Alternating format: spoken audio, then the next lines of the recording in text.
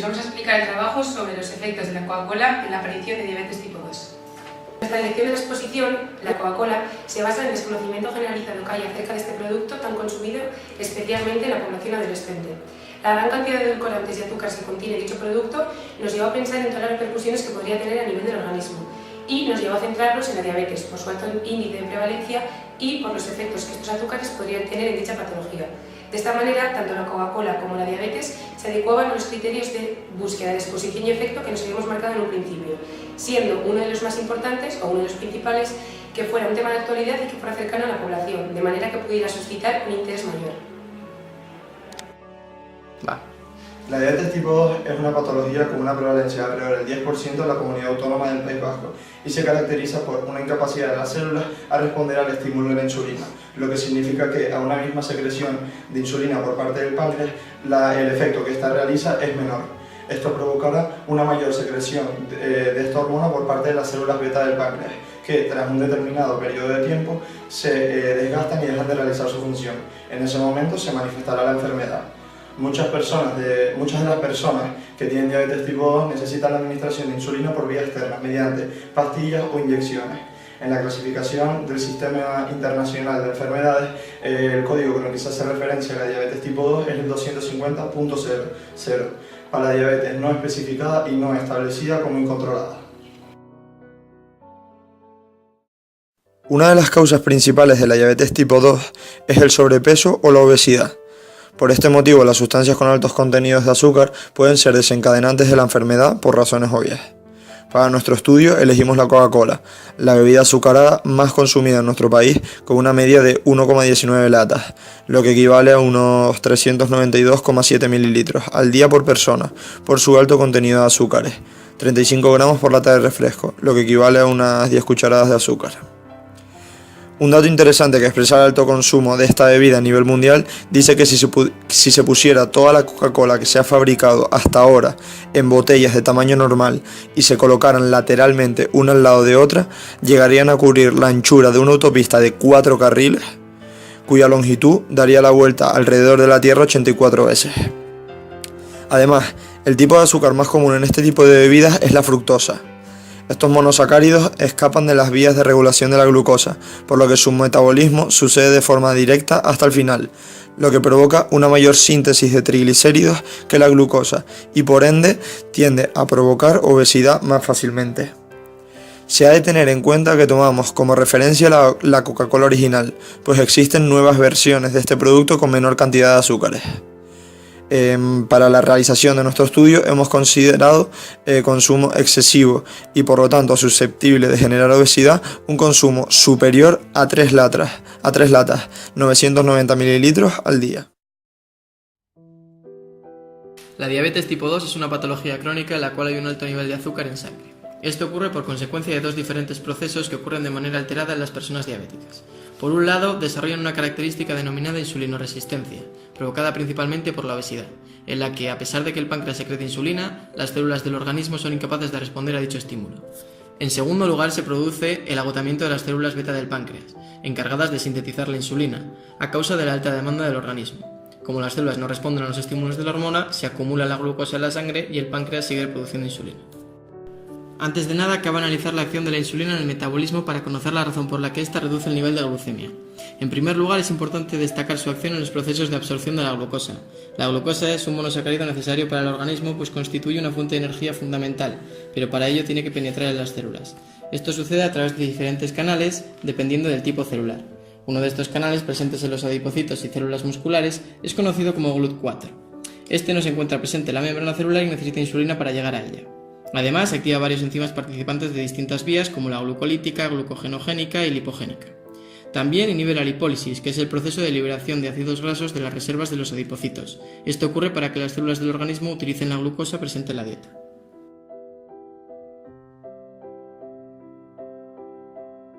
La obesidad es un factor necesario para el desarrollo de diabetes tipo 2, pues corresponde a una variable intermedia. En la cadena causal precede al daño y es consecuencia de la exposición principal del estudio. Esto se debe a que favorece la resistencia a la insulina por parte de las diferentes células del organismo, principalmente de los adipocitos. ¿A qué se debe la aparición de esta insulinoresistencia?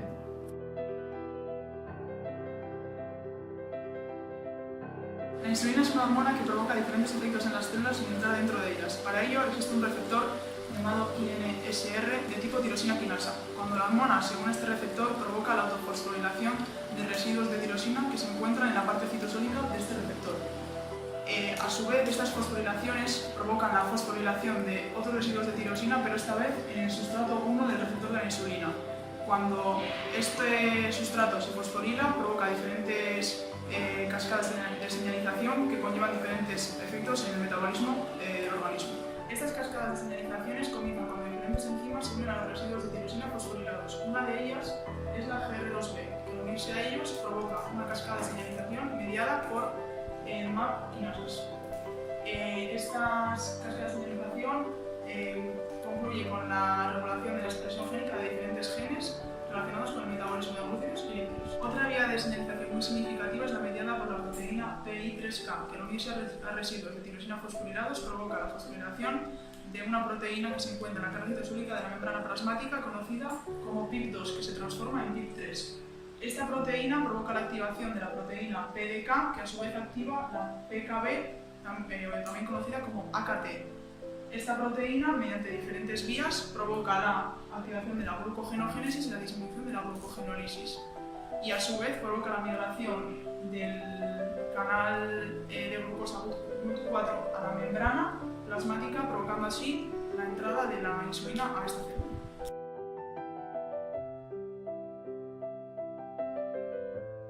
En los procesos de obesidad se produce un crecimiento del tejido adiposo blanco, tanto subcutáneo como intraabdominal. Por su importancia en el desarrollo de la diabetes nos centraremos sobre todo en el tejido blanco intraabdominal. Este crecimiento provoca la liberación de factores proinflamatorios, como son el factor de necrosis tumoral alfa o la interleucina 6. A su vez, ese crecimiento exagerado del tejido adiposo blanco no se acompaña con un crecimiento de la vascularización, por lo que se produce hipoxia en estos tejidos, y esto provoca la liberación también de factores de la hipoxia. A su vez, también se produce la liberación de radicales libres del oxígeno a consecuencia del estrés oxidativo. Todos estos factores que están siendo liberados afectan a las vías de señalización de la insulina, especialmente los eritiocitos. Los factores liberados como consecuencia del aumento de tejido adiposo blanco causado por una situación de obesidad afectan a esta vía de diferentes maneras. Por un lado, fosforilan la IRS1 en residuos de serina y treonina, impidiendo la asociación de las proteínas que desencadenan las cascadas de reacciones ulteriores. Por otro lado, activan la proteína PTEN, que desfosforila la proteína de membrana PIP3, por lo que no puede activarse la proteína AKT, impidiendo, entre otras consecuencias, la migración de los canales GLUT4 a la membrana, y por lo tanto la entrada de glucosa. Todas estas afecciones concluyen con una imposibilidad de entrada de glucosa en la célula adiposa y un aumento de la lipólisis. Recordamos que un efecto de la insulina es inhibir este proceso. Por este motivo aparecen niveles muy elevados de glucosa y ácidos grasos libres en sangre. A consecuencia de esto, otros tejidos como el músculo e hígado, ante la presencia tan elevada de ácidos grasos libres, dan prevalencia a la absorción y utilización de estos lípidos para la obtención de energía, por lo que esos niveles elevados de glucemia se mantienen. Para contrarrestarlos, las células beta del páncreas producen una gran cantidad de insulina. Si esta situación se mantiene en el tiempo, se produce el agotamiento de las mismas que dejan de producir la hormona, concluyendo con la aparición del cuadro completo de diabetes tipo 2.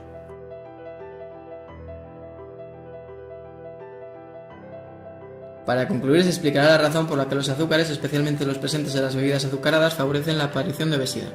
Cuando la glucosa entra en las células pueden producirse dos vías. En caso de necesitar energía en el momento de la ingesta, la glucosa acaba introduciéndose en un ciclo de reacciones denominado ciclo de Krebs, a través del cual se consiguen altos niveles de energía.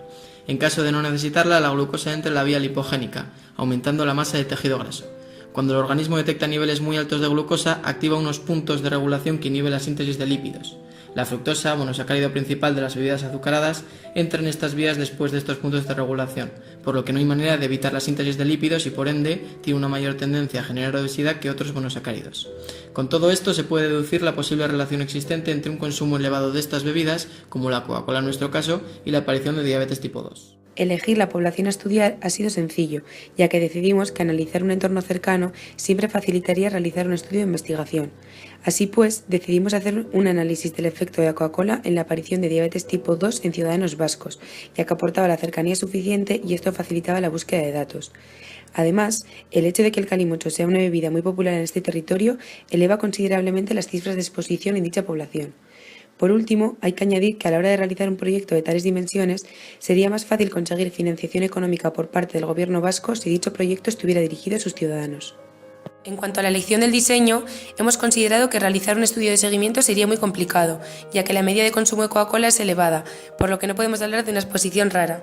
Asimismo, debemos tener en cuenta que aunque la diabetes tipo 2 puede desarrollarse a cualquier edad, el periodo de latencia de la misma, es decir, el tiempo que transcurre desde que se da la exposición hasta que se desarrolla la enfermedad, es largo, ya que generalmente se desarrolla a partir de los 40 años de edad y puede tardar en manifestarse entre 15 y 25 años desde que el individuo presenta obesidad. Es por ello que un estudio de seguimiento podría alargarse demasiado, suponiendo una alta necesidad de recursos económicos, así como una gran colaboración por parte de los participantes. Por todos estos motivos, consideramos que lo más adecuado sería realizar un estudio casos control, puesto que al ser retrospectivo nos facilitaría la recopilación de datos. A la hora de seleccionar los participantes, aplicaremos el criterio de emparejamiento, eligiendo a los participantes por parejas para que sean lo más similares posible. Dentro de estas parejas es un requisito imprescindible que uno de ellos esté sano y el otro padezca la diabetes tipo 2. Así evitaremos algunos de los factores de confusión relacionados con la alimentación y hábitos saludables. De esta manera, escogeríamos un grupo de unas 5.000 personas que dividiríamos en diabéticos y no diabéticos, y estos a su vez en expuestos y no expuestos, considerando que la exposición se corresponde con una cifra de más de 3 Coca-Colas al día, es decir, 1 litro. Es importante recalcar que aunque conseguir tantos participantes podría resultar laborioso, a posteriori un tamaño muestral elevado nos proporcionaría datos más precisos y reduciría la probabilidad de producir errores aleatorios, punto imprescindible para que se dé la relación entre exposición y efecto. De este modo, disminuir los errores aleatorios conlleva un aumento de la validez externa del proyecto. Asimismo, se debe saber que durante el proceso de selección de los participantes se pueden producir sesgos de selección, es decir, una mala selección de casos o controles en nuestro estudio. Esto ocurre cuando las muestras seleccionadas no son representativas de la población objetivo. Para ello, es de gran importancia que los controles seleccionados provengan de la misma población. El único tipo de sesgo de selección que podría darse es el de no respuesta o rechazo a participar por miedo a ser sancionado socialmente. El objetivo de este estudio es determinar si el consumo excesivo de Coca-Cola supone algún riesgo para el desarrollo de la diabetes tipo 2. Para ello realizaremos algunas comparaciones entre algunos de los grupos de este estudio. En primer lugar, compararemos el grupo de personas expuestas al factor de riesgo dentro del grupo de los diabéticos con las personas expuestas al factor de riesgo dentro del grupo de los no diabéticos, con intención de observar los resultados que nosotros esperamos ver, que son los siguientes. Que el porcentaje de personas expuestas al factor de riesgo que desarrollan la diabetes tipo 2 es mayor que el porcentaje de personas expuestas al factor de riesgo que no desarrollan la diabetes. En segundo lugar, compararemos las personas expuestas al factor de riesgo con las personas no expuestas al factor de riesgo dentro del grupo de los diabéticos, donde esperamos observar que el porcentaje de personas que desarrollan diabetes es mayor en aquellas que están expuestas al factor de riesgo, el consumo excesivo de Coca-Cola, que en las personas que no están expuestas al factor de riesgo. Estas comparaciones que nos acaban de explicar se verían a cabo mediante test de hipótesis que parten de una hipótesis nula que confirma que no hay diferencias estadísticamente significativas entre los grupos a comparar y que, por tanto, la exposición al consumo excesivo de Coca-Cola no incide en la aparición de la diabetes tipo 2. Si tras realizar los test los resultados nos llevan a rechazar dicha hipótesis nula y, por tanto, a aceptar que hay diferencias estadísticamente significativas, podremos confirmar que efectivamente la exposición a la Coca-Cola podría tener algún efecto en la aparición de diabetes tipo 2. Para saber si este efecto es positivo o negativo, calcularíamos el odds ratio, que no es otra cosa que la comparación o la razón entre el odds expuestos en diabéticos y el odds expuestos en no diabéticos. Partiendo del supuesto de que el odds ratio no va a valer 1, ya que creemos que la exposición sí que afecta a la aparición de la patología, podríamos tener dos posibilidades. En primer lugar, que el odds ratio sea menor que 1, en cuyo caso el riesgo en las personas expuestas sería menor que en las no expuestas, por lo que hablaríamos de un factor protector. Por otra parte, podría darnos que el odds ratio sea mayor que 1, en cuyo caso el riesgo en las personas que están expuestas a ese consumo excesivo de Coca-Cola sería mayor que el odds ratio de las personas que no lo están, por lo que hablaríamos de un factor de riesgo. Para saber si, en caso de que nos diera esta opción, para saber si este factor de riesgo es significativo, calcularíamos el intervalo de confianza y si este intervalo de confianza no incluye el valor de odds ratio igual a 1, hablaríamos de que es un factor de riesgo significativo. La recopilación de datos se haría mediante encuestas en formato escrito con el objetivo de evitar sesgos de información como el sesgo del entrevistador. De esta manera nos aseguramos que las preguntas sean iguales para todos los participantes y evitamos que el tono del entrevistador influya en sus respuestas. En dichos cuestionarios se incluirán preguntas relacionadas con los hábitos alimenticios y la actividad física, ambos directamente relacionados con la obesidad. En este caso, como ya se ha mencionado anteriormente, podrían producir sesgos por factores de confusión, ya que, como es lógico, tanto la alimentación como la actividad física tienen una repercusión directa sobre la obesidad. Para evitar que dichos factores nos influyan en los resultados, llevamos a cabo un apareamiento mediante el cual se escogen los pacientes pacientes por parejas, siendo uno de ellos sano y el otro diabético de tipo 2. De este modo nos aseguramos de que especialmente la alimentación sea común a ambos por vivir juntos, lo que implica que no es probable que haya sido uno de los factores activos en la aparición de la patología. Es decir, siguiendo ambos una dieta similar y estando uno sano y el otro enfermo, podemos descartar la alimentación como factor de confusión. En la recogida de datos también se estudiará el historial familiar para observar posibles antecedentes genéticos tanto de la enfermedad como de la obesidad, ya que el marco genético será el precedente que vuelva al sujeto más susceptible a desarrollar ambas patologías. Esto implica que el marco genético será lo que dispare la patología y la obesidad se encargará de desarrollarla a posteriori, resultando ser no solo un factor de riesgo, sino un factor necesario para la manifestación de la diabetes tipo 2. Por último, sería indispensable preguntar acerca del consumo de Coca-Cola y bebidas azucaradas en general, ya que no beber Coca-Cola no implica que no se beban los demás tipos de bebidas azucaradas. Aún así, sería recomendable centrarse principalmente en la Coca-Cola, ya que es lo que se va a analizar mediante el estudio por ser la bebida más azucarada y en consecuencia por tener mayores implicaciones. En este caso podría aparecer un sesgo de información, el sesgo de memoria. Dado que es muy posible que los participantes no recuerden con exactitud la cantidad de Coca-Cola consumida, sería preferible hacer preguntas generales sobre la frecuencia con la que se consume, ya que es más fácil que recuerden un hábito que la cantidad exacta de Coca-Cola que beben. Esto ayudaría a reducir ligeramente dicho sesgo, pero hay que tener en cuenta que no se podrá reducir por completo. Esto solo se podría conseguir mejorando el diseño todo lo posible, ya que a diferencia de los errores aleatorios, los errores sistemáticos o sesgos no se pueden disminuir mediante el aumento del tamaño muestral. En conclusión, cuanto mejor sea el diseño del estudio, menos probabilidad de sesgos tendrá y, por tanto, más validez interna. De todos los posibles factores de exposición que encontramos para la relación entre el consumo excesivo de Coca-Cola y la aparición de diabetes tipo 2, por intuición deducimos que podrían ser factores de riesgo una edad avanzada, superior a los 40 años, unos hábitos poco saludables que incluyen la mala alimentación y la actividad física insuficiente o nula, predisposición genética, la etnia o incluso la clase social o económica, siendo esta baja. Aún así, tendríamos que contrastar este supuesto mediante el cálculo del odds ratio bruto y su comparación con el odds ratio ajustado obtenido para cada estrato de cada una de estas variables. Por ejemplo, haríamos dos estratos para la edad en función de si es superior o inferior a los 40 años y calcularíamos el odds ratio ajustado para cada uno de los dos estratos. A partir de aquí podría haber dos opciones.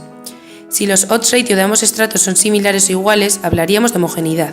En este caso, se comparan con el odds ratio bruto y si difieren con este en más de un 10%, estaremos hablando de un factor no modificador de la relación entre la Coca-Cola y la diabetes, o lo que es lo mismo, un factor de confusión. Si los odds ratio de ambos estratos difieren, hablaríamos de heterogeneidad, y en este caso se procede a hacer un test de contraste de la homogeneidad entre los estratos. Si obtenemos como resultado un p-valor menor de 0,05, concluimos que el test es significativo y es entonces cuando hablamos de que existe interacción por parte de la variable a estudiar en cuanto a la relación entre la Coca-Cola y la diabetes, siendo esta variable una modificadora de dicha relación. Comprobar que los que consideramos que son factores de riesgo son significativos, calculamos su odds ratio y el intervalo de confianza.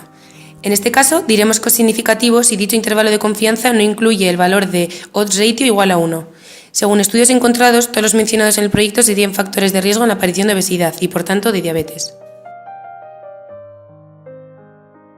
En cuanto a las conclusiones, no vamos a hacer hincapié en los resultados que esperábamos obtener, ya que los hemos ido mencionando a lo largo del estudio. Sin embargo, sí que vamos a exponer algunas de las posibles complicaciones que encontraríamos a la hora de realizar el estudio en la vida real. En primer lugar, sería complicado encontrar 2.500 parejas en las que un individuo presente diabetes tipo 2 y el otro esté sano. Otra de las posibles complicaciones que debemos tener en cuenta es el origen multifactorial de la diabetes. En infinidad de ocasiones tendremos pacientes, hombres o mujeres, que además de obesidad debido a malos hábitos alimenticios y o a falta de actividad física presentarán una avanzada edad, por lo que no podremos saber a qué se debe exactamente el origen de su enfermedad, sea al sexo, a la edad, a la genética, a la obesidad, etc. Por ello debemos incluir los factores de confusión dentro de las complicaciones que podremos encontrar en este estudio. Otra posible complicación sería que al ser un estudio de casos control nos encontremos con numerosos usos que no podremos reducir, por lo que no podremos hacerles frente a todos ellos. Por ello debemos asimilar que no es posible realizar un diseño perfecto que se adecue a todos nuestros requerimientos. En muchas ocasiones los pacientes no responden con sinceridad a distintas preguntas que se les plantean durante el cuestionario o no se acuerdan de varios datos como la cantidad de Coca-Cola que ingerían antes de la aparición de la enfermedad. Y esto dificulta la obtención de datos. Por ello, para conseguir datos concluyentes en una investigación basada en un estudio retrospectivo como el que proponemos, dependemos tanto de la memoria como de la sinceridad que demuestran los pacientes durante el cuestionario. Y bueno, esto ha sido todo y esperemos que os haya gustado.